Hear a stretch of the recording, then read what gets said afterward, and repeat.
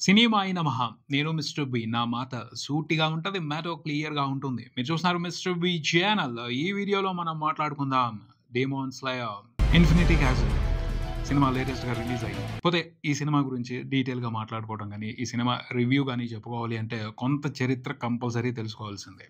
Demon slayer చరిత్ర తెలుసుకున్న తర్వాతే అది ఎంతో కొంత అర్థం అవుద్ది. ఆ చరిత్ర తెలుసుకోకుండా మాట్లాడుకోవడం అనేది కళ్ళకు గంతలు కట్టుకుని అందమైన పూల తోటలో తిరుగుతున్నట్టు ఉంటుంది. సో బ్రీఫ్ గా ఈ డెమోన్ స్లేయర్ చరిత్ర తెలుసుకుందాం. ఇది ఒక సిరీస్, జపనీస్ మాంగా సిరీస్ అని చెప్తున్నారు. 2019 నుంచి మొదలైంది, ఇప్పటి వరకు కంటిన్యూ అవుతుంది. 5 సీజన్స్ వచ్చాయి సిరీస్ లో. నెట్ఫ్లిక్స్ లో జపనీస్ ఒరిజినల్ వెర్షన్ సీజన్స్ అన్ని కూడా స్ట్రీమ్ అవుతున్నాయి. కొన్ని తెలుగు వెర్షన్స్ లో కూడా అవైలబిలిటీలో ఉన్నాయి, వేరే వేరే ప్లాట్ఫామ్స్ లో. అలాగే సినిమాలు కూడా ఉన్నాయి, వాటికి సంబంధించిన కంటెంట్ కూడా ఇంటర్నెట్ లో అవైలబిలిటీలో ఉంది. ముందు ఈ డెమోన్ స్లేయర్ కి సంబంధించి నన్ను అట్రాక్ట్ చేసిన విషయం ఏమిటి అంటే, ఇండియాలో ఈ డెమోన్ స్లేయర్ కథకి, ఆ కథలో ఉన్న ఎంటర్టైన్మెంట్ కి ఇంతమంది ఫ్యాన్స్ ఉన్నారా అన్న విషయం క్రేజీగా అనిపించింది. ఏంటిది ఇంత బీభత్సమైన ఫాలోయింగ్ అని నేనైతే ఆశ్చర్యపోయాను. ఆశ్చర్యం ఒక క్యూరియాసిటీని బిల్డ్ చేసింది. ఆ క్యూరియాసిటీ నుంచి అసలు ఏంటి సినిమా, దీని గురించి తెలుసుకోవాలి అని మొదలుపెట్టి మొత్తం తెలుసుకున్నా, ఇంకా తెలుసుకుంటున్నా, కంప్లీట్ అవ్వాల. బేసిక్ నాలెడ్జ్ అయితే వచ్చింది, దాన్ని ఇక్కడ మీతో షేర్ చేసుకుంటాను. ముందైతే ఒక విషయం అర్థమైంది, ఈ క్రేజ్ ఏర్పడటానికి కారణం ఏమిటి అంటే,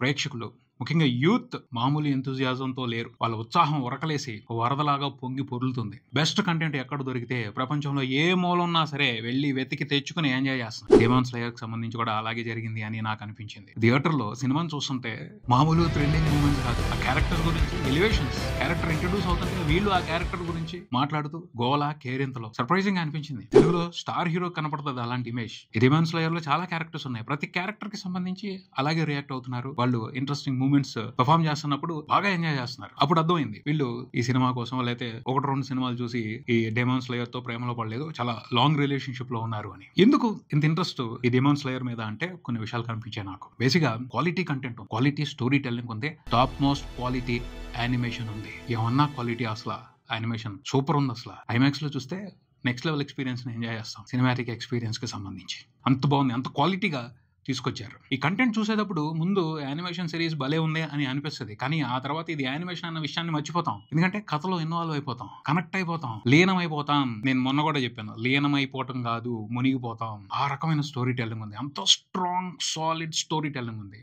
కాబట్టి ఎంతమంది కనెక్ట్ అయిపోయారు ఆ కంటెంట్ కి. బేసిక్ గా క్వాలిటీ ఎంటర్టైన్మెంట్ అంటే ఏమిటి ఇది కూడా తెలుసుకోవాలి. క్వాలిటీ ఎంటర్టైన్మెంట్ అంటే రిచ్ గా విజువల్స్ ఉండటం, బాగా ఖర్చు పెట్టి గ్రాండ్ గా సినిమా తీయటం, లేకపోతే స్టాండర్డ్స్ ప్రకారం క్వాలిటీగా సినిమాని చూపించడం. ఇదేది క్వాలిటీ ఎంటర్టైన్మెంట్ కాదు. బెస్ట్ పెర్ఫార్మెన్స్ లు ఉన్నాయి, ఎక్సలెంట్ మూమెంట్స్ పెట్టారు, ఇవన్నీ కూడా కాదు. ఇవన్నీ కలిసి ఓవరాల్ గా గొప్పగా కథ చెప్పడం, గొప్పగా కథని ఆస్వాదించడం, అది క్వాలిటీ ఎంటర్టైన్మెంట్. ఆ మ్యాటర్ ఈ సినిమాలో ఉంది, అదే ఈ సిరీస్ లో ఉంది, ఈ కంటెంట్ లో ఉంది. అందుకనే ప్రపంచవ్యాప్తంగా ఎంతమంది మూవీ లవర్స్ ఈ కంటెంట్ తో కనెక్ట్ అవుతున్నారు, ఈ కంటెంట్ ని ఎంజాయ్ చేస్తున్నారు. గొప్పగా కథని ఆస్వాదించడం అనే సూపర్ ఎక్స్పీరియన్స్ ఈ సినిమాలో ఉంది. నేను సినిమాని రెగ్యులర్ గా వాడేస్తా ఉంటా, ఎందుకంటే సినిమా అనేదే మెయిన్ థింగ్ ఏ వేస్ట్ కంటెంట్ కైనా మనం కనెక్ట్ అవడానికి. బేసిక్ గా ఈ డెమోన్ స్లేయర్ అనేది జపనీస్ జానపదం. వాళ్ళ జానపదాలు మన కాశీ మజిలీ కథలు, విక్రమార్కుడి కథలు ఇలాంటి ఉన్నాయి చూడండి, ఆ మాదిరి వాళ్ళకు కూడా ఈ జానపద నేపథ్యంలో రూపొందిన కథ అని అనిపించింది. అలాగే ఉంది, మోడర్న్ టైంలో నడుస్తుంది కాదు, పాతకాలంలో నడుస్తున్న నేపథ్యంలోనే ఈ కథ ఉంటది. బేసిక్ గా ఈ కథకి ఒకటే కాన్ఫ్లిక్ట్. 5 సిరీస్లు, 4 సినిమాలు, బోల్డంతా యానిమేషన్ కంటెంట్, వీడియో గేమ్లు వచ్చాయి దీని మీద. దాని అందరికీ కూడా ఒకటే కాన్ఫ్లిక్ట్. నాకు చాలా సర్ప్రైజింగ్ అనిపించింది. ఒక చిన్న సమస్య, ఆ సమస్య ఇంత పెద్ద వ్యాస్ట్ కంటెంట్ కి డోర్ అయింది. అంతం లేని కథ అయిపోయింది ఇది. దాదాపు 5 సీజన్ల వరకు సిరీస్లు వచ్చినా, 4 సినిమాలు వచ్చినా, ఇంకా వస్తాయి సినిమాలు, వాటన్నిటికీ ఒకటే కాన్ఫ్లిక్ట్. ఏంటి అంటే, టాంజిరో అనేవాడు ఉన్నాడు, వాడే హీరో. వాడి చెల్లెలు నెజుకో, ఆ అమ్మాయిని కాపాడుకోవాలి, అది వాడి లక్ష్యం. అందుకోసం వాడు ఎన్నో సాహసాలు చేస్తున్నాడు, ఎన్నో అద్భుతాలు చేస్తున్నాడు, ఎంతో దూరం వెళ్తున్నాడు, ఎంతో మందితో ఫైట్ చేస్తున్నాడు, ఎక్కడికెక్కడికో వెళ్తున్నాడు, ఇంకా వెళ్తున్నాడు. అదే జరుగుతా ఉంది. బేసిక్ ఏంటంటే డెమోన్స్ రాక్షసులు, మనుషులు తినే రాక్షసులు. వాళ్ళు మనుషులు తింటా ఉంటారు. ఎంతమంది మనుషులు తింటే వాళ్ళు అంత బలంగా తయారవుతా ఉంటారు. అలాంటి పరిస్థితులు ఉన్నాయి. ఈ టాంజిరో ఒక రోజు చిన్న ఫ్యామిలీ, వాళ్ళు బొగ్గు అమ్ముకుని బతికేవాళ్ళు. బొగ్గు తీసుకెళ్లి ఊళ్ళో అమ్ముకురావడానికి వెళ్ళాడు వేరే టౌన్ కి. తిరిగి వచ్చేటప్పుడు నైట్ అయింది, ఇంటికి వెళ్ళలేకపోయాడు, వేరే చోట ఆగాడు. పొద్దున్నే ఇంటికి వెళ్ళేప్పటికి ఏ డెమోనో అటాక్ చేసి మొత్తం ఫ్యామిలీని చంపేసింది. చెల్లి మాత్రమే కొన ఊపిరితో ఉంది. చెల్లిని తీసుకుని పరిగెత్తాడు కాపాడుకోవడానికి. మధ్యలో ఆవిడ డెమోన్ అటాక్ మూలంగా ఆ అమ్మాయి కూడా డెమోన్ గా మారిపోతూ వీడి మీద అటాక్ చేసింది. కానీ వీడు చెల్లి మీద ప్రేమతో ఆ అమ్మాయిని చంపేయకుండా రక్షించుకున్నాడు. నువ్వు డెమోన్ కి సరెండర్ అవ్వమాకు, నీలో ఉన్న మనిషిని బతికించు, నేను నిన్ను కాపాడుకుంటానని ఒక మోటివేషన్ ఇచ్చాడు. అటు డెమోన్ అవ్వకుండా ఇటు హ్యూమన్ అవ్వకుండా మధ్యలో ఆగిపోయింది ఆ అమ్మాయి. తర్వాత ఈ డెమోన్స్ ని చంపడానికి అక్కడ ఒక గ్రూప్ ఉంది, డెమోన్ స్లేయర్ కార్పొరేషన్. అందులో వీరులందరూ కూడా జాయిన్ అవుతా ఉంటారు. వాళ్ళందరూ ఈ డెమోన్స్ కి అగెనిస్ట్ గా ఫైట్ చేస్తూ ఉంటారు, వీటిని చంపుతా ఉంటారు. తరతరాలుగా ఈ ప్రాసెస్ నడుస్తుంది అక్కడ, దానికి అంతం లేదు. డెమోన్స్ స్లేయర్స్ వస్తున్నారు, డెమోన్స్ నుంచి కాపాడగలిగే వాళ్ళని కాపాడుతున్నారు, కాపాడలేని వాళ్ళు చచ్చిపోతా ఉన్నారు. ఆ డెమన్ స్లేయర్ వచ్చాడు, ఈ అమ్మాయి మారిపోయింది, నిజంగా చంపేద్దాం, ఖచ్చితంగా మనుషులను చంపుద్ది, ఇవాళ కాకపోతే రేపైనా చంపేయాలి అంటాడు. కానీ ఈ టాంజిరో ఒప్పుకోడు. నా చెల్లెలికి, నాకు ఈ ప్రపంచంలో నా చెల్లి తప్పించి ఎవరూ లేరు, నేను కాపాడుకుంటాను ప్లీజ్ అంటాడు. అరే అమ్మాయి డెమన్ అయిపోయింది, ఎలా కాపాడుకుంటావు, కుదరని పని అంటే, లేదు నాకు ఒక అవకాశం ఇవ్వు, ఏదో ఒక పరిష్కారం ఉంటది, ప్రతి సమస్యకి ఒక పరిష్కారం ఉంటది, నేను వెతుకుతా, నేను కనిపెడతా, నాకు ఒక అవకాశం ఇవ్వమంటాడు. ఆ అమ్మాయి కూడా యాక్చువల్ డెమన్ గా ప్రవర్తించదు. సో తప్పదు, ఆ డెమన్ స్లేయర్ వదిలిపెట్టేస్తాడు. సరే ప్రయత్నించు అని. అక్కడ మొదలవుద్దండి మనోడి ప్రయాణం. ఎట్లా తన చెల్లిని కాపాడుకోవాలి, దానికోసం ఏం చేయాలి, తను కూడా ఒక డెమన్ స్లేయర్ అవ్వాలి, పరిష్కారం ఎక్కడుందో వెతుక్కుంటే వెళ్ళాలి. మొదలు పెడతాడు వాడి జర్నీ. అక్కడి నుంచి ఒక చాలా పెద్ద వరల్డ్ కి ఓపెన్ అయింది కథ. అది ఇప్పటి వరకు నడుస్తుంది, ఇంకా నడుస్తుంది. ఈ ఇన్ఫినిటీ క్యాజిల్ లో కూడా కంప్లీట్ అవ్వాలా. ఈ ఇన్ఫినిటీ క్యాజిల్ నుంచి 3 సినిమాలు రావాలి. ఫస్ట్ పార్ట్ వచ్చింది, రెండో పార్ట్ లో ఇంకా ఏదో కథ నడవాలి, మూడో పార్ట్ లో కూడా కథకి కన్క్లూషన్ ఉందో లేదో తెలియదు. అది పరిస్థితి. ఈ నజుగో ఇంకా పూర్తిగా హ్యూమన్ గా మారలా, ఇంకా సొల్యూషన్ వెతుకుతానే ఉన్నాడు. చిన్న చిన్న పరిష్కారాలు దొరుకుతాయి కానీ పూర్తి పరిష్కారం దొరకలా. ఆ ప్రాసెస్ లో ఎంత పెద్ద కథ నడిచింది. 5 సీజన్లు, 4 సినిమాలు, కొన్ని యానిమేషన్ ఫిల్మ్స్, కొన్ని వీడియో గేమ్స్ చాలా వచ్చేసాయి. ఇంకా అమ్మాయికి పూర్తి పరిష్కారం రాలా. చాలా ఇంట్రెస్టింగ్ గా అనిపించింది. ఒక చిన్న సమస్యను పట్టుకుని ఎంత పెద్ద కథ నడిపిస్తున్నారో అద్భుతంగా అనిపించింది. వాళ్ళ టాలెంట్ ను చూస్తే అభినందనలు చెప్పాలి అనిపించింది. గ్రేట్ వర్క్, అద్భుతంగా చేస్తున్నారు. ఈ సిరీస్ కి, ఈ కథకి ప్రధానమైన బలం ఏంటో తెలుసా? ఎమోషన్. ఎమోషన్ తో మామూలుగా ఆడుకోరండి. అది కూడా family emotion. Brother, sister, father, mother, పిల్లలు, తల్లిదండ్రులు. ఈ ఎమోషన్ మీద ఆడే గేమ్ చాలా స్ట్రాంగ్ గా ఉంటది, చాలా సెన్సిబుల్ గా ఉంటది. కనెక్ట్ అవ్వకుండా ఉండలేము, కనెక్ట్ అయిపోయిన తర్వాత వదిలిపెట్టలేము. అది ఈ సినిమాకి ప్రధానమైన బలం అని చెప్తాను. ఎమోషన్ తో మామూలు గేమ్ ఉండదు ఈ కథ అంతా కూడా. అక్కడి వరకైనా ఎంత సబ్జెక్ట్ ఉంటది, ఒక విషయం కాదు ఎన్నో విషయాల్ని ఈ కథలో ఇన్వాల్వ్ చేసి ఇంత పెద్ద కథని తయారు చేసి వదులుతా ఉన్నారు కంటిన్యూస్ గా. ఇందులో సైన్స్ ఉంది, ఫిలాసఫీ ఉంది, సైకాలజీ ఉంది, మోటివేషన్ ఉంది, ఇన్స్పిరేషన్ ఉంది, మంచి చెడుల మధ్య సంఘర్షణ ఉంది, ధర్మం ఉంది. ఇలా ఒక డిస్కషన్ కాదు, ప్రతి సబ్జెక్ట్ గురించి ఇంట్రెస్టింగ్ డిస్కషన్ నడుస్తానే ఉంటది. అందుకనే ఇంత పెద్ద కథని వాళ్ళు కంటిన్యూస్ గా రాసుకుంటానే వెళ్తున్నారు. అంతం లేని కథ రాస్తున్నారు, ఇంకా రాస్తానే ఉంటారు. ఎందుకంటే ప్రతి విషయాన్ని తీసుకొచ్చి ఇన్వాల్వ్ చేస్తున్నారు. ఇన్సెప్షన్ కూడా ఉంది, డ్రీమ్స్ వాటిలోకి వెళ్ళిపోయి అక్కడ ఇన్సెప్షన్ మాదిరి వాతావరణంలోకి వెళ్ళిపోయి అక్కడ డిస్కస్ చేయాల్సిన కంటెంట్ ని, అక్కడ డిస్కస్ చేయాల్సిన ఎంటర్టైన్మెంట్ ని డిస్కస్ చేస్తూ సూపర్ గా ఎక్స్పీరియన్స్ ఇస్తున్నారు. That's what knowledge.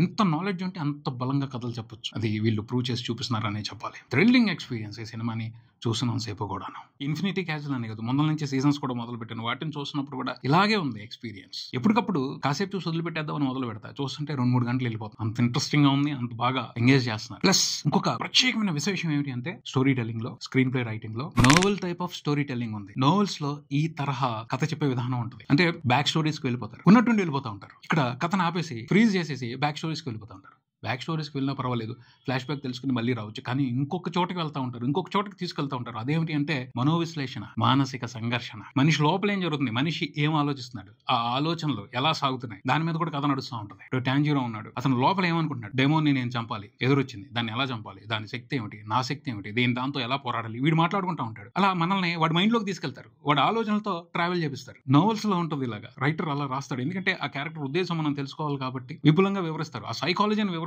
ఈ సిరీస్ మొత్తం కూడా కథలో అదే నడుస్తూ ఉంటుంది. ప్రతి క్యారెక్టర్ కి సంబంధించిన సైకాలజీని మనం తెలుసుకుంటాం, వాడి ఆలోచనలు చదువుతూ ఉంటాం. డెమోన్స్ లేయర్సే కాదు, డెమోన్స్ ఆ రాక్షసుల సైకాలజీని కూడా చదువుతాం, వాళ్ళ బ్యాక్ స్టోరీస్ కూడా తెలుసుకుంటాం. చాలా ఇంట్రెస్టింగ్ గా అనిపిస్తుంది, గమ్మత్తుగా ఉంది అనిపిస్తుంది. అంటే ఈ నోవెల్స్ చదివేటప్పుడు మాత్రమే ఎక్కువ మందికి ఈ ఎక్స్పీరియన్స్ ఉంటుంది. ఆ క్యారెక్టర్ కి సంబంధించిన అంతర్గతమైన ఆలోచనలు ఎలా ఉంటాయి, వాడు ఏ విధంగా ఆలోచిస్తున్నాడు, వాడు ఏ విధంగా ముందుకు వెళ్ళాలి అనుకుంటున్నాడు, ఇలాంటి విశ్లేషణలు నోవెల్స్ లో చదువుతాం, సినిమాల్లో చూపించరు. ఎందుకంటే బోళ్ళంత రాయాలి, అలా చూపించాలి అంటే ఇంత కంటెంట్ రాయాలి. అందుకని దాన్ని ఎవరు పట్టుకోరు. విజువల్ మీడియా డైలాగ్స్ ఆపేసి విజువల్స్ గా సినిమాని చూపించాలి అని బలంగా చెప్తా ఉంటారు. కానీ ఇక్కడ విజువల్స్ ని చూపించడంతో పాటు డైలాగ్స్ కూడా కుప్పలు తెప్పలుగా రాసి పడేస్తారు. అది కూడా ఒక స్పెషల్ ఎక్స్పీరియన్స్ అనే చెప్పాలి. కొంచెం టఫ్ ప్రాసెస్, అందరికి కనెక్ట్ అవ్వకపోవచ్చు, కానీ ఈ ప్రాసెస్ ని ఎంజాయ్ చేస్తున్నారు కాబట్టే ఇంతమంది ఆడియన్స్ ఈ సినిమాకి ఉన్నారని కూడా చెప్పాలి. అది కూడా ఒక స్పెషల్ స్టోరీ టెల్లింగ్ ఈ సిరీస్ కి సంబంధించి demon slayer. And youth attract అవడానికి కొన్ని విశేషాలు ఉన్నాయి ఈ కథలో. ఏంటి అంటే ఫైటింగ్స్ పెడతారు, ఫైటింగ్స్ కి కొన్ని టెక్నిక్స్ పెడతారు, breathing techniques, thunder breathing technique, water breathing technique, ఇలా డిఫరెంట్ టైప్స్ ఆఫ్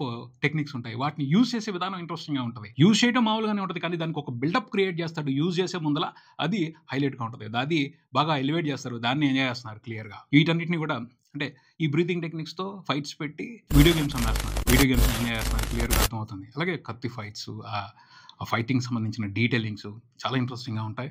అవి యూత్ని అట్రాక్ట్ చేస్తున్నాయి, మంచి ఎంటర్టైన్మెంట్ ఇస్తున్నాయని చెప్పాలి. అలాగే క్యారెక్టర్స్, బలమైన క్యారెక్టర్స్ చాలా ఉన్నాయి. ప్రతి క్యారెక్టర్ డిఫరెంట్గా ఉంటుంది. ఆ క్యారెక్టర్స్లో ఉన్న డిఫరెన్సియేషన్ని, ఆ స్పెషాలిటీని బాగా ఎంజాయ్ చేస్తారు, కనెక్ట్ అవుతారు. ఏదో ఒక క్యారెక్టర్కి ప్రతి ఒక్కళ్ళు ఖచ్చితంగా కనెక్ట్ అవుతారు. డెమోన్స్లో కూడా ఇంట్రెస్టింగ్ క్యారెక్టర్స్ ఉంటాయి, డెమోన్స్ లేయర్స్లో కూడా ఇంట్రెస్టింగ్ క్యారెక్టర్స్ ఉంటాయి. వాటన్నింటినీ కూడా మనం బాగుంది అని ఎంజాయ్ చేస్తాం. బాగుంది అన్న ఊతపదం ఒక డెమన్ స్లేయర్ ఉంటుంది. అతనికి వేరే రకమైన క్రేజ్ ఉంటుంది. అతను భోజన ప్రియుడు. భోజనాన్ని ఎంజాయ్ చేస్తూ బాగుంది బాగుంది అని అరుస్తూ ఉంటాడు. అతను ఒక ప్రత్యేకమైన క్యారెక్టర్. టాంజిరోది ఒక ప్రత్యేకమైన క్యారెక్టర్. నజుకో అందరూ మా చెల్లి అని ఫీల్ అవుతారు. ఆ రకంగా ఎమోషన్ ఉంటుంది ఈ సినిమాలో. ఇక ఈ ఇన్ఫినిటీ క్యాజిల్ ఈ సినిమా ఎలా మొదలవుతుంది అంటే, మూజా టాప్ ర్యాంక్ డెమన్ అతన్ని చంపేస్తే మొత్తం డెమన్స్ అన్ని అంతమైపోతాయి, నెజుకో కూడా మామూలు మంచి అయిపోద్ది అన్నది మనకు కనిపిస్తున్న పరిష్కారం. అది కూడా వద్దో లేదో తెలియదు, కానీ ప్రస్తుతం అయితే అది టార్గెట్. వాడు వెళ్ళిపోయి ఈ ఇన్ఫినిటీ క్యాజిల్ లో దాక్కున్నాడు. అది ఒక విచిత్రమైన బంగ్లా. అది అంతం లేని బంగ్లా. అది ఎటుపోతుందో, ఎలా ఉందో, దాంట్లో ఏం జరుగుతుందో అర్థం కాని పరిస్థితి. ఇంట్రెస్టింగ్ ప్లేస్ అనమాట. ఆ ప్లేస్ లో ఒక యుద్ధాన్ని ప్లాన్ చేశారు డెమోన్స్ కి డెమోన్స్ లేయర్స్ కి మధ్యన. ఈ పార్ట్ లో అకాసా అనే ర్యాంక్ 3 డెమోన్ ని అంతం చేశారు. అక్కడ వరకు అయిపోయింది. పార్ట్ 2 లో ఏం చెప్తారు, పార్ట్ 3 లో ఏం చెప్తారో చూడాలి. ఇది ఫస్ట్ నుంచి సిరీస్ ని ఫాలో అవుతూ వస్తుంటే కొన్ని ఇంట్రెస్టింగ్ వ్యవహారాలు ఉంటాయి. వాటిని కూడా బాగా ఎంజాయ్ చేస్తారు. ఫ్యాన్స్ ఎంజాయ్ చేసే మూమెంట్స్ ని ఇంట్రెస్టింగ్ గా క్రియేట్ చేశారు. ఉంటాయి ఈ బ్రీతింగ్ టెక్నిక్స్ ఉంటాయి, ఫైట్స్ ఉంటాయి, ఈ మనో విశ్లేషణలు ఉంటాయి, ఆ క్యారెక్టర్స్ కి సంబంధించిన ఎలివేషన్స్ ఉంటాయి. ప్రతిసారి ఫైట్ అన్నప్పుడు కాంప్లికేటెడ్ సిచ్యువేషన్స్ ఉంటాయి. ఫైట్లు మామూలుగా జరగవు. చాలా పెద్ద టఫ్ సిచ్యువేషన్స్ ఉంటాయి. ఒక డెమోన్ ని ఓడించాలి అంటే మామూలు కష్టం కాదు. డెమోన్స్ లేయర్స్ కి కత్తి తీసి కసా కోసిపారేయటం కాదు. వాడు రకరకాల పద్ధతుల్లో, వాళ్ళు రకరకాల కాంప్లికేటెడ్ బలాలని కలిగి ఉంటారు. వాటన్నిటిని అర్థం చేసుకుని వాటిని ఛేదిస్తూ వాడిని చంపాలి. అదే చాలా లాంగ్ ప్రాసెస్. కత్తి తీసామా, నరికామా, అయిపోయిందా కాదు. వాడి బలం ఏమిటి, వాడు ఇప్పుడు ఎలాంటి స్పెషాలిటీస్ తో ఉన్నాడు, వాటిని అర్థం చేసుకుని వాటిని చేజ్ చేసుకుంటే ఒక్కొక్క దాన్ని అంతం చేసుకుంటే వాడిని చంపాలి. ఆ ప్రాసెస్ చాలా ఇంట్రెస్టింగ్ గా ఉంటుంది. అది కూడా ఉంది ఈ సినిమాలో. వాటన్నిటిని స్టెప్ బై స్టెప్ ఎంజాయ్ చేస్తారు. ఐ థింక్ ఈ ఇన్ఫినిటీ క్యాజిల్ లో ఫస్ట్ పార్ట్ లో డ్రాబ్యాక్ ఏమిటి అంటే, సెకండ్ హాఫ్ లో ఈ అకాసా అనే డెమోన్ కి సంబంధించిన బ్యాక్ స్టోరీ చెప్పారు. అది కొంచెం లెంత్ ఎక్కువైంది, టూ మచ్ లెంత్ ఎక్కువైంది, బోర్ కొట్టి. దాన్ని కొంచెం ట్రిమ్ చేసి ఇంట్రెస్టింగ్ గా చెప్పినట్టయితే బాగుండేది. 2 గంటల 35 నిమిషాలు పెట్టారు యానిమేషన్ సినిమాని. 2 గంటలు హ్యాపీగా చూసేయచ్చు, ఒక అరగంట మాత్రం బోర్ కొట్టి. ఫ్యాన్స్ ఎంజాయ్ చేస్తారు. ఇంట్రెస్టింగ్ కంటెంట్ ఉంది, అందుకనే ఈ సినిమాకి ఆ రేంజ్ లో కలెక్షన్స్ ఇచ్చేస్తున్నారు అని చెప్పొచ్చు. నేనైతే రికమెండ్ చేసేది ఒకటే, డైరెక్ట్ ఈ సినిమాని ఏ నాలెడ్జ్ లేకుండా వెళ్ళి చూడొద్దు. అసలు ఏం అర్థం కాదు, ఏం బాగోదు. మొత్తం తెలుసుకోండి, హిస్టరీ తెలుసుకోండి, వీలైతే ముందులో వచ్చిన కంటెంట్ ను చూడండి, దాన్ని బాగా ఎంజాయ్ చేయండి. ఆ తర్వాత ఈ సినిమాని చూడండి, స్పెషల్ ఎక్స్పీరియన్స్ ఉంటుంది. ఓవరాల్ గా అయితే చాలా మంచి సిరీస్, చాలా మంచి ఎంటర్టైన్మెంట్ ఉంది. ఆ క్వాలిటీ ఎంటర్టైన్మెంట్ మిస్ అవద్దు. వీలు చూసుకుని ఎంజాయ్ చేయండి, పిల్లలకి చూపించండి. కొంచెం వైలెంట్ గా ఉంటుంది, డార్క్ ఫ్యాంటసీ థ్రిల్లర్ అయినా పర్లేదు. పిల్లల కంటే యూత్ లో ఉన్న వాళ్ళు బాగా ఎంజాయ్ చేస్తారు. ఆ పైన ఇందులో ఉన్న ఫిలాసఫీని, సైకాలజీని, మోరల్ గ్రౌండ్స్ లో నడిచే కంటెంట్ ని అందరూ ఇష్టపడతారు, అందరికీ నచ్చుద్ది. అందరూ చూడాల్సిన సిరీస్ ఇది అని చెప్తాను నేను. వీలుంటే చూడండి, మంచి ఎక్స్పీరియన్స్ ఉంటుంది, చాలా బాగుంది. ఇదే ఇక్కడికి మరో వీడియోతో మళ్ళీ కలుద్దాం. ఈ వీడియో మీకు నచ్చితే లైక్ చేయండి, మీ ఫ్రెండ్స్ తో షేర్ చేసుకోండి, మీ అభిప్రాయాన్ని కామెంట్ చేయండి, ఈ ఛానల్ ని సబ్స్క్రైబ్ చేయండి. నేను Mister B, keep watching Mister B channel. Thank you.